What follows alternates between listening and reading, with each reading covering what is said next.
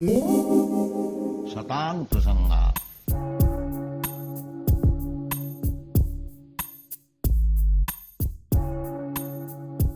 Hare Krishna, dear devotees, and welcome to today's session.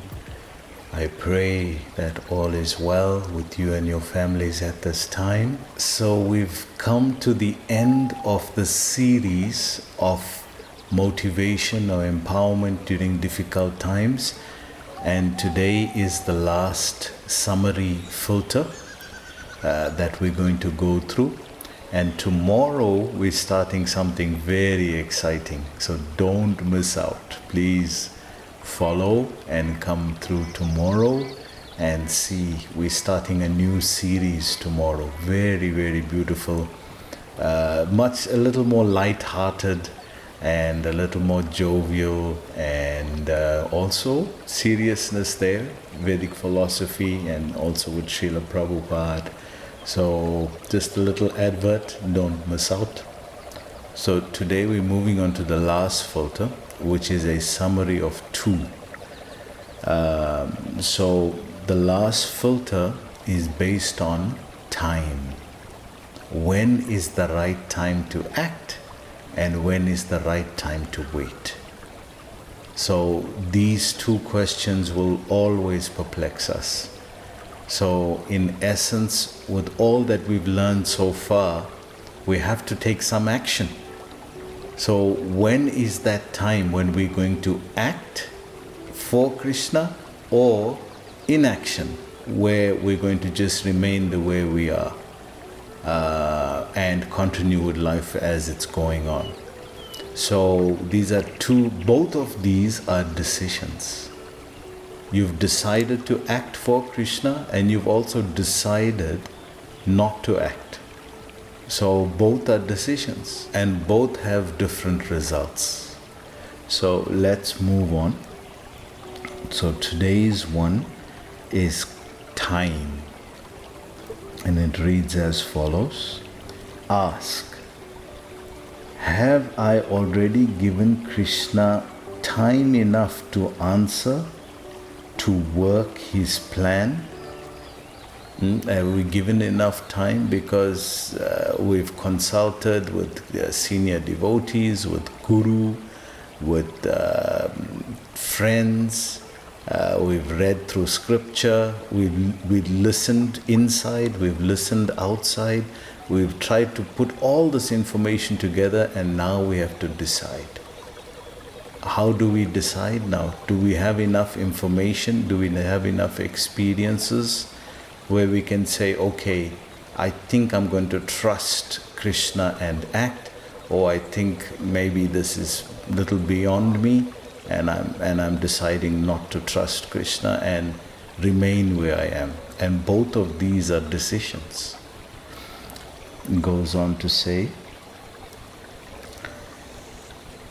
if the above 4 points, that means the 4 that we were discussing so far, if these filters, if the above 4 points indicate that it is time to act, it's probably appropriate to act as you see fit. So if you're getting the indication from all these filters, from outside, from inside, from everyone that you trust, that advises you and gives you guidance, and you've consolidated to act now, then it's probably time to act. It goes on. Once you begin to take action, it's easy to again assume all rests upon you. So now you see what Maya, the illusory energy, is doing. It allows you, okay, you've consolidated, you're in spiritual circles, and you've asked Guru, Krishna, everyone, and now you've decided also to act according to Krishna. And now that you've made that decision now, it's easy to assume that it all rests upon me. Again, you've become the center. You see how she tricks right at the last moment? Yesterday I was reading about Bharat Maharaj and his fall down. And usually when somebody falls down, we think of them falling down due to lust, anger, greed, those things. But what did Maya realize? That he was such a pure soul that he's beyond all those things. So how did she make him fall down? Through compassion. She used a beautiful thing like compassion to make him fall down. He felt compassion for the deer, and from compassion she roped him in and dropped him down. So never underestimate her. You may think you're free from the vices, you may think you're free from all the negativity. You never know what Maya can use to knock you down. And just see what she did for Bharat Maharaj. She used compassion to break him down. Anxiety will thus fully return. So now when you've made a decision and the action is that I'm going to trust Krishna, then trust Krishna. Don't make a decision and then trust yourself now, because once the secret is, who are we putting in the center? Who's in the center? Is it me or Krishna? If Krishna is in the center, trust him on it. Don't trust Krishna and then put the whole thing onto you again. You see you see that subtle point? When we trust Krishna, we trust Krishna. Leave it there. Don't put it onto you. So it says here, the anxiety will thus fully return, because now you are acting, and by acting now you have chosen a path, and by making that choice now the mind is always going to tell you, hey, but did you do the right thing? What about the other side? So that is the nature of the mind. You trust Krishna, leave it at Krishna's feet. Yet our desire should remain to surrender unto him. It's only the mind now that's disturbing us. We've made the decision to trust Krishna, but the mind is saying, well, did you make the right decision or not? Because the fact that you had to decide means it wasn't easy. It was 51-49 percentage-wise. So you've chosen Krishna, go with that now. Don't be half-hearted that you going with Krishna and then now your mind is still, well, I could have taken that road, When you decide, you decide. That's why we have these filters. So then your mind will become strong and the opportunities will start to open up. If we half decide, nothing can happen there. You're indecisive. So when you decide, make it strongly and follow that path fully. Go with your heart. Next part, we act, yet the work and its results are Krishna's. So that's the first golden rule, that yes, I'm acting and I'm doing, but the work and the result is Krishna's. This is Krishna's result. This is what he is giving. Therefore, as we act, we are required to ask. Now there's another golden question, golden rule. Am I assuming that everything depends on me and my ability? So we remember we spoke about that. Shabdake Paurusham Nishu. Krishna says, I'm the ability in man. So am I now assuming that it's all going to depend on my strength and my ability? No, that's narrow-minded. We should expect now, be vigilant, be alert of how Krishna, I left it at him now, how is he communicating with me? In what way? Because he'll communicate in the most mysterious way. And you won't have even thought that he'll communicate in that way, but that's how he will. So how would you know if the answer is coming in a certain way and you closed yourself off from that potential? So be vigilant now for Krishna's answer. It goes on. Or am I surrendered to Krishna and am I fully depending upon him? So am I depending on my own strength and abilities, or am I depending on Krishna? Because the strengths that you have, you are only familiar with those. Who knows if now Krishna wants to give you another strength that you never knew you had, another ability that you never knew you had. And we see that with devotees. Some of us, me myself, I was a very introverted person. I never would give speeches in class, forget it, standing in front of people and talking. Now that's what I do. So I never knew that, that's what my life would be like. But Krishna brought out that ability. So if I had closed myself off, then who knows, this wouldn't have happened. But because we took the opportunity to trust Krishna, look at what has come, something good, something nice. So who knows also that something may come out from the situation which may not be relevant to your situation, but could help you in preparing you for another stage in life. So that situation brings out something which doesn't solve your issue right now, but it brings out something that you're going to need later on, or for the next second, third, fourth event. So we don't know, don't close Krishna's options off. It goes on to say, in taking action, I should ask myself a final question. So now that I've decided to trust Krishna, there is one more question you should ask yourself. What is that? Can I remain surrendered to Krishna and dependent upon Him as I act? Now that I decided to act, can I just surrender to whatever is coming? Because whatever is coming He is sending it. It's only that now I am aware of it. In the other parts of life, I'm not aware that He is sending it. I'm thinking my ability, I'm the center, I'm doing. Now, whatever is coming, I'm aware that He is sending it because I'm prayerful, I'm praying for it. So can I surrender? See, now the focus is moving deeper to surrender. It's a practice of surrendering now.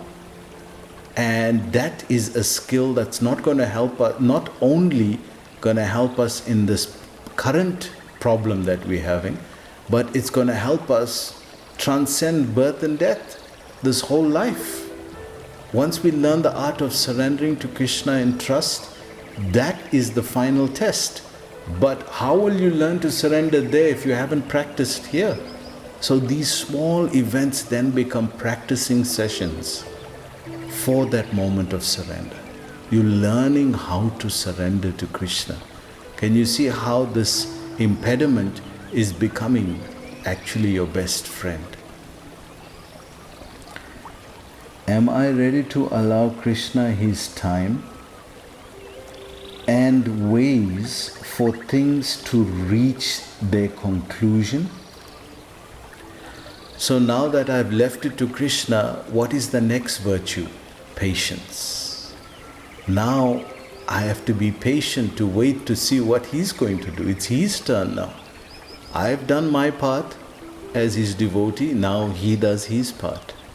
But that requires patience. Remember we spoke about the story of Shabari in the Ramayana, how she waited for Ram and Lakshman to walk past her house.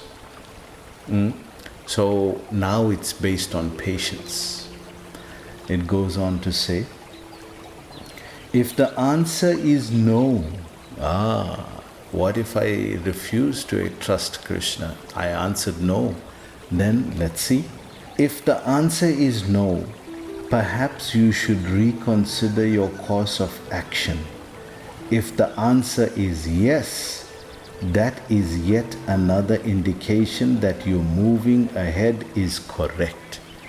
So you got to listen within. You got to hear that inner voice from the heart, not from the mind. And is it a yes answer or a no answer? And that answer will decide in which direction you move. Allow Krishna to direct and redirect your movements as you move forward. Become an instrument in Krishna's hand. Be ready for that. Because an instrument means you have no independent choice. You're depending on Him. That's your dependence. So He may move you into a place, into a direction that you're not comfortable with, you're not familiar with. But trust Him on it. Remember, you are His devotee after all. Trust Him. Allow Krishna to work from sources that you've never considered. So this is a potential. Something new can come of this. So you may have not, you have your familiar, comfortable sources that you use regularly to function in life. But maybe Krishna wants to introduce something new. So allow that to happen. Allow Krishna to do as He wishes with you, namely, perform surgery on your character at a deeper level. Ooh, these are not comfortable things. Allow Krishna to perform surgery on your character. Oof.